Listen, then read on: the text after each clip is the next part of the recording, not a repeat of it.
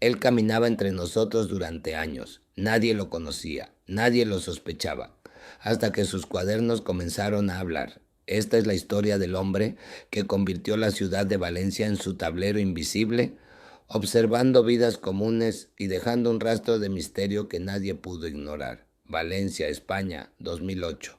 La ciudad parecía vivir de cara al sol, con turistas tomando fotos en las plazas, vendedores ambulantes ofreciendo horchata y el constante rumor del mar mezclado con el aroma de cafés recién hechos. Nadie sospechaba que entre calles empedradas y edificios centenarios comenzaría una historia que cambiaría la forma en que la ciudad miraba sus propias sombras. Cada esquina, cada callejón, cada ventana podía ocultar secretos que nadie imaginaba. Todo comenzó con una desaparición que nadie tomó en serio. María Torres, 27 años, estudiante de arquitectura, salió de la biblioteca municipal un martes por la noche y nunca regresó a casa.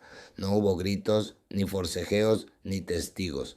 Nadie la vio entrar en un coche sospechoso ni hablar con alguien extraño. Simplemente desapareció. La policía clasificó el caso como desaparición voluntaria. Adulto joven, sin signos de violencia, probablemente se fue por decisión propia, dijeron. El expediente se cerró rápidamente en menos de 2 semanas, mientras la vida cotidiana de la ciudad continuaba como si nada hubiera pasado. Las terrazas seguían llenas, los niños corrían por los parques y los turistas tomaban fotos sonrientes en cada rincón. Pero pronto ocurrió otra desaparición y luego otra, siempre siguiendo un patrón silencioso. Personas jóvenes, vidas aparentemente normales, rutinas previsibles y ningún rastro de violencia evidente. La prensa apenas mencionaba los casos. Las autoridades callaban, temerosas de generar pánico. La ciudad continuaba su rutina, ignorando lo que alguien invisible estaba observando con precisión. Un vigilante nocturno, mientras revisaba un edificio abandonado cerca del antiguo puerto, descubrió una puerta cerrada con candado. Dentro no había cuerpos, ni sangre, ni evidencia directa de crimen. Solo cuadernos, decenas de ellos, llenos de fechas, nombres, horarios y descripciones detalladas de personas comunes. Cada página documentaba hábitos, trayectorias y pequeños gestos cotidianos. Para cualquier lector casual, podía parecer un diario extraño. Para los investigadores, era la ventana a la mente de un observador obsesivo. Los cuadernos no mostraban violencia, solo un patrón inquietante de selección y vigilancia. Cada detalle era meticuloso. ¿Qué café visitaban las víctimas? ¿Qué rutas tomaban para ir al trabajo? ¿Qué gestos repetían al caminar por la calle? No había amenazas directas, pero sí una organización silenciosa que transformaba la ciudad en un tablero de ajedrez. Mientras la policía revisaba el material, comenzaron a notar coincidencias inquietantes. Algunos nombres correspondían con personas desaparecidas. Las fechas, los horarios y los lugares coincidían. Valencia, antes luminosa y alegre, comenzaba a sentirse observada, como si las sombras de los edificios y los callejones supieran más de lo que mostraban. Cada ciudadano podía ser una pieza en el juego de alguien invisible. Ana Beltrán, detective joven, fue una de las primeras en sentir paranoia. Caminaba por la ciudad y cada sombra parecía esconder al silencioso. Sus vecinos, sus compañeros, incluso los desconocidos en la plaza, podían ser observadores o presas. La obsesión de estudiar patrones, antes reservada al enemigo, ahora le llenaba la mente, generando insomnio y ansiedad. El silencioso de Valencia no había dejado rastros físicos, pero su presencia estaba en todas partes, en las calles, en las plazas, en los bancos de los parques y en los cuadernos olvidados, en rincones oscuros. La ciudad, sin saberlo, se había convertido en su tablero. Y mientras los investigadores intentaban unir las piezas, la sensación de que algo terrible estaba a punto de revelarse crecía silenciosamente. La policía estaba perpleja. Los cuadernos mostraban un patrón que parecía casi imposible de comprender. No se trataba de crímenes al azar ni de simples desapariciones. Cada víctima había sido seleccionada meticulosamente. Su criterio era claro: vidas predecibles, rutinas monótonas, hábitos observables, personas que podían estudiarse sin riesgo y desaparecer sin dejar rastro. Los investigadores intentaban organizar la información, pero el silencioso siempre parecía un paso adelante. Sus notas detallaban incluso los movimientos de la policía. Cada patrulla, cada cambio de turno, cada hora de vigilancia estaba documentada con precisión. Nadie sabía cómo podía anticipar todo, pero los cuadernos eran una prueba tangible de su minuciosa planificación. Ana Beltrán, detective joven y brillante, empezó a sentir cómo la obsesión del silencioso se infiltraba en su mente. Cada persona en la calle parecía sospechosa, cada sombra una posible amenaza. Caminaba con la sensación de que alguien la observaba constantemente, aunque sabía que probablemente no fuera cierto. Su casa, antes refugio seguro, ahora le parecía vulnerable. Incluso sus propios compañeros de trabajo parecían formar parte de un gran tablero donde ella misma era una pieza más. El patrón de desapariciones estaba aumentando. Martes y jueves eran los días favoritos del silencioso para actuar. Nadie sabía por qué. Las víctimas desaparecían sin ruido, sin violencia física, dejando tras de sí solo vacíos que nadie sabía cómo llenar. Valencia comenzó a sentir miedo silencioso. La ciudad, que había brillado con sol y alegría, ahora se cubría de una sombra invisible, una tensión que nadie podía nombrar. Uno de los cuadernos más reveladores fue encontrado en un callejón detrás de un café abandonado. Contenía notas sobre la policía, horarios de patrullas y rutinas de investigación.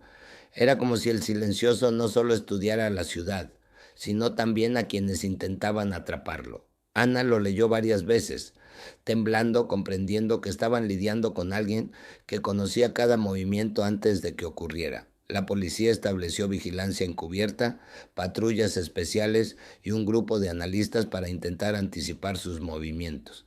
Sin embargo, el silencioso parecía anticipar incluso los planes de la policía. Cada operación encubierta fallaba. Cada intento de rastrear al sospechoso terminaba con resultados vacíos. Era un maestro del control y la invisibilidad. Mientras tanto, la ciudad vivía con miedo. Ciudadanos reportaban extraños movimientos en la noche, sombras que parecían seguirlos, siluetas observándolos desde ventanas. El miedo silencioso creció hasta convertirse en paranoia generalizada.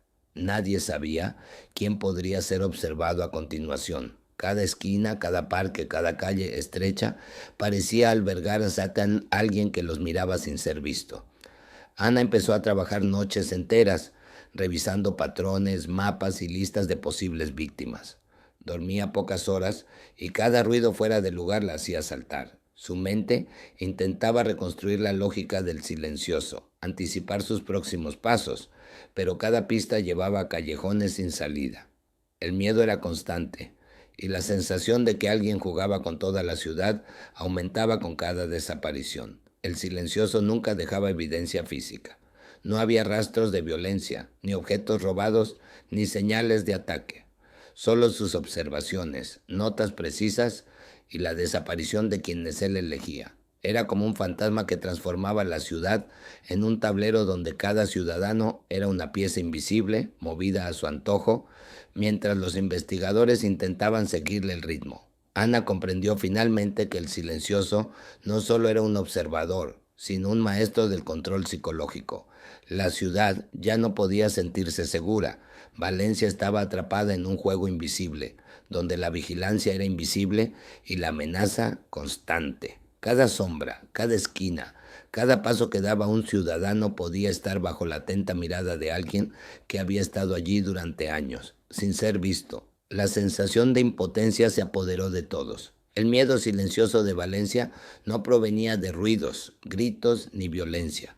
Provenía de la certeza de que alguien conocía cada movimiento, cada rutina, cada gesto. El silencioso había convertido la ciudad en su tablero y nadie podía escapar de su observación.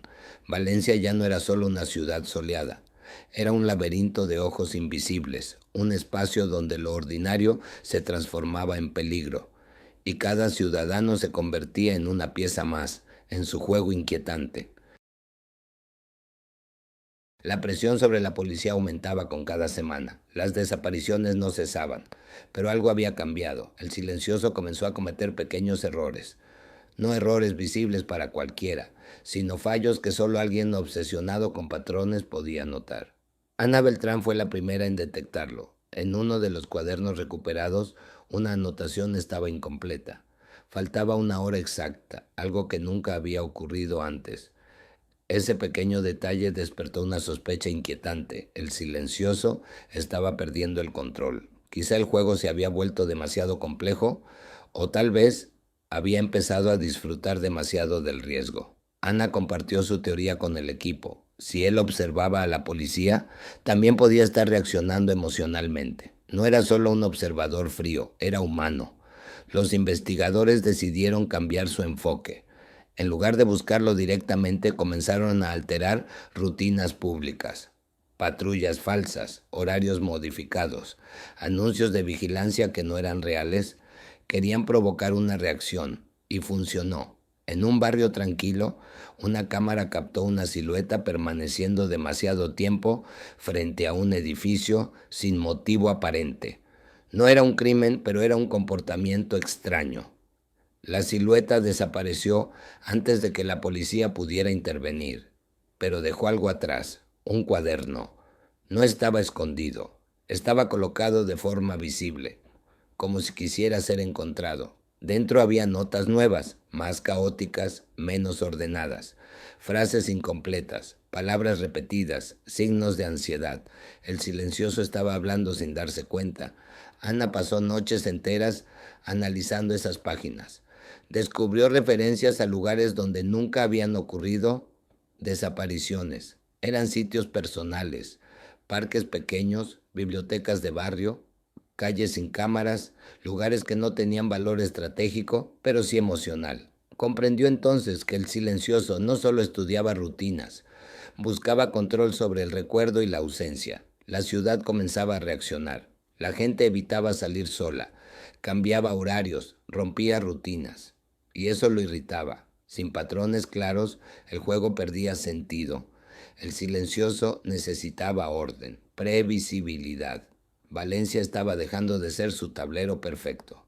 La policía decidió apostar todo a una estrategia final, crear una rutina falsa, una víctima inexistente, un patrón fabricado desde cero. Si el silencioso seguía observando, reaccionaría. Era arriesgado, pero no quedaban muchas opciones.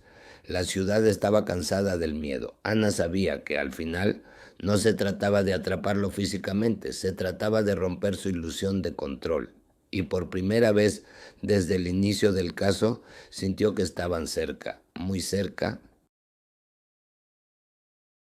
El plan comenzó de forma silenciosa. Una rutina ficticia fue creada con precisión.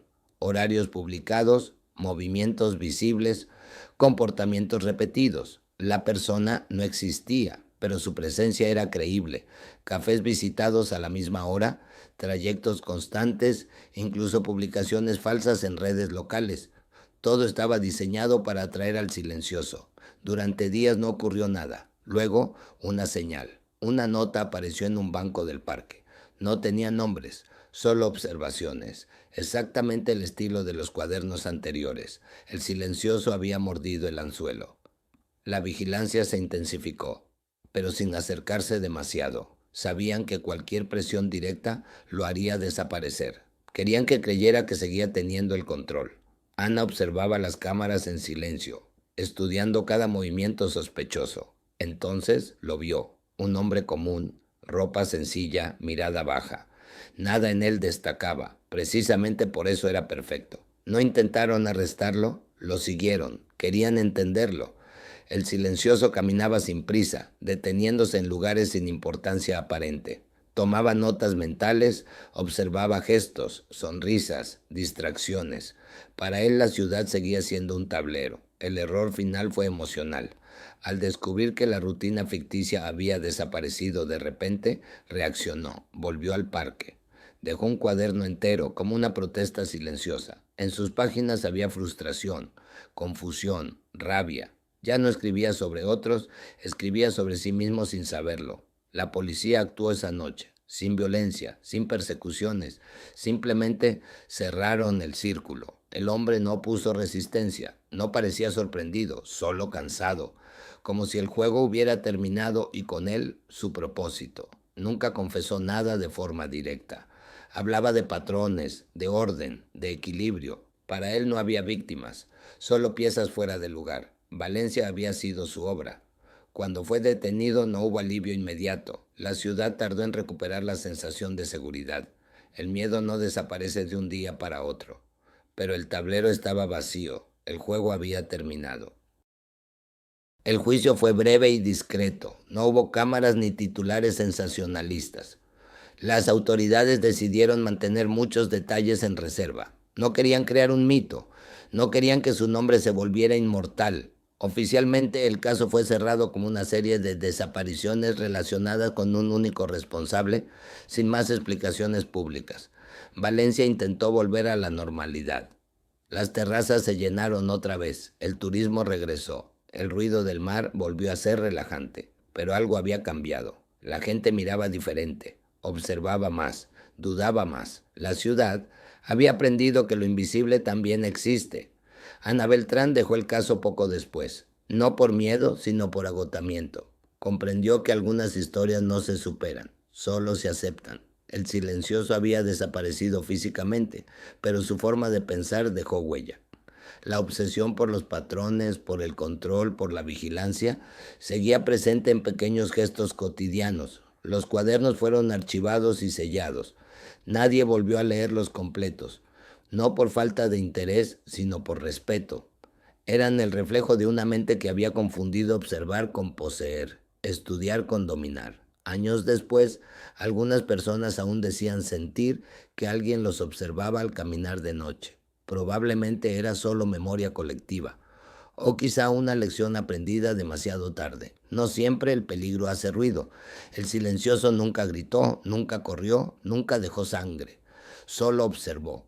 Y durante años, eso fue suficiente para controlar una ciudad entera.